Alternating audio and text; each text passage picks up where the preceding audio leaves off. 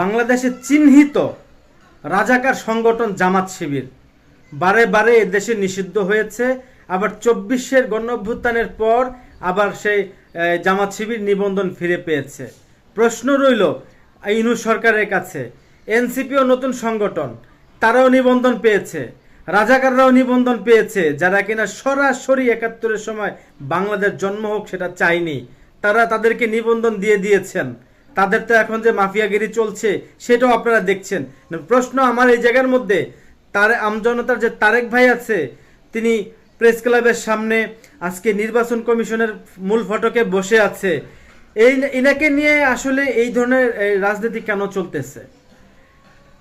রাজাকারদের রাজনীতি করার অধিকার দিয়েছেন এই দেশে আপনারা এই নিবন্ধন ফিরিয়ে দিয়ে। এখন তরুণ উদ্যোক্তা ছোটখাটো আম ব্যবসা যেটাই করছে, চুরি করছে না, ব্যবসা করছে, সে পাশাপাশি রাজনীতি করছে, তার একটি সংগঠন আছে আমজনতা, তাকে কেন আপনারা ঘুরাচ্ছেন? তাকে কেন নিবন্ধন দিচ্ছেন না? আপনারা যদি বাংলাদেশকে ভালোবেসে থাকেন তাহলে রাজাকারদেরকে কেন আপনারা নিবন্ধন দিলেন? কেন নিবন্ধন দিয়ে এই রাজাকার আলবদর আলসাম যে জামাত শিবির এখন নির্বাচন কমিশন সহ থেকে শুরু করে বিভিন্ন সেক্টরে লোক বসিয়ে রেখেছে, এনসিপির মাধ্যমে লোক বসিয়ে রেখেছে, এদেরকে দিয়ে বাংলাদেশ চলছে। তাহলে এই তারেক রহমান যে আমজনতার পার্টির করে, এইটাই কি তার অপরাধ? সে যে গণ অভ্যুত্থানের পর আলবদর রাজাকার যেগুলো আছে এদের মুখোশ উন্মোচিত করেছে, এদের বিভিন্ন কথার পয়েন্টে পয়েন্টে ধরে প্রেস ব্রিফিং করেছে, এটাই কি তার অপরাধ ছিল? এনসিপির বিভিন্ন উস্কানিমূলক কথা শুনে সেগুলো পাল্টা জবাব দিয়েছিল, এটাই কি আমজনতা তারেকের অপরাধ ছিল? না এটার জন্য তার নিবন্ধন এখনো দেওয়া হচ্ছে না? প্রশ্ন রইল আপনাদের কাছে, আপনারাই বলুন। 5ই আগস্টে কি 5ই আগস্টের আগে পরে তারেক রহমানের কি কোনো ভূমিকা নেই? এই লোক কি পুলিশের লাঠি পিটাকে জেলখানায় যায়নি? এবং কি এই সহযোদ্ধা যারা আছে আপনাদের আশেপাশে, যারা এই 5ই আগস্টে ছিল, তারেক রহমানকে কি দেখেননি? সে কি রাস্তায় ছিল না? তাহলে কেন তাকে ঘুরাচ্ছে, কেন তাকে নিবন্ধন দেওয়া হচ্ছে না? এখানে আসলে এর পেছনে কে আছে এটাকে জাতি দেখতে চায়। আর নির্বাচন কমিশনকে বলবো, এই আমজনতার তারেক বাংলাদেশের নাগরিক, বাংলাদেশের পাকিস্তানি এজেন্ডা বাস্তবায়ন করার জন্য সেই দেশে জন্মগ্রহণ করে নাই এবং এখনো পর্যন্ত বাংলাদেশের স্বাধীনতার পক্ষে রয়েছে আমজনতার তারেক ভাই। তাকে নিয়ে কেন হাসি মস্করা তামাশা, তাকে নিয়ে ষড়যন্ত্র করা হচ্ছে?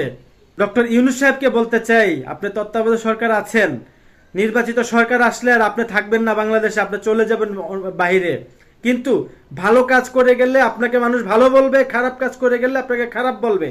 আপনি কেন প্রশ্নবিদ্ধ হচ্ছেন? কেন এই সরকারকে প্রশ্নবিদ্ধ করাচ্ছেন? আমজনতার তারেক ভাইকে যদি নিবন্ধন না দেন এই জাতির কাছে আপনি প্রশ্নবিদ্ধ হয়ে যাবেন।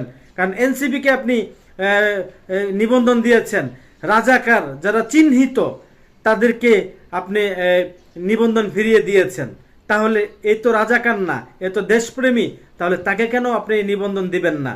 দ্রুত সময়ের মধ্যে এই দেশের মানুষের যারা দেশপ্রেমী আছে তারা এই তারেক ভাইকে সাপোর্ট করছে, তার নিবন্ধন দেওয়ার জন্য তার পক্ষে আছে। আর যারা ওই রাজাকার আলবদর আল শামস জামাত শিবির আর এনসিপি যাদের মুখোশ খুলেছে, এরাই একমাত্র তার বিরোধিতা করবে, কমেন্ট করবে। যেমন রহমানের বিরোধিতা করছে কে? 3 ইঞ্চি পিনাকি, ইবলিশ শয়তান, ওই যে ইবলিশ শয়তান আছে না ইলিয়াস, বৈশা বৈশা ইবলিশ শয়তানিগিরি করতেছে, মানুষকে ব্যক্তিগত অ্যাটাক করে।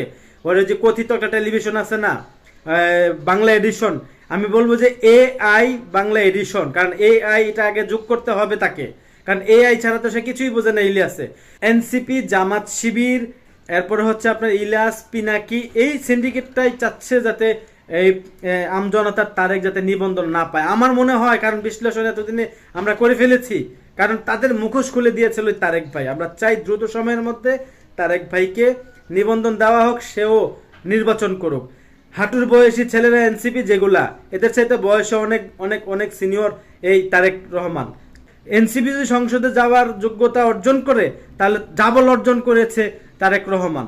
তাকে অবশ্যই নির্বাচনে অংশগ্রহণ করার জন্য তার সংগঠনকে এখনই নিবন্ধন দেওয়া উচিত আমি মনে করি।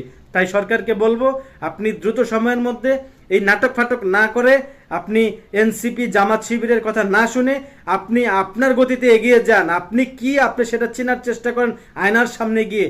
আপনি আপনার রূপের ভিতরে গিয়ে জামাত শিবির বসবাস করবে, সেটার আপনি দিন চিন্তা করেন না। আপনি যা করবেন পরবর্তীতে সেটা কিন্তু উঠে আসবে এই জনগণের সামনে যে কার কি এজেন্ডা বাস্তবায়ন করেছেন আপনি।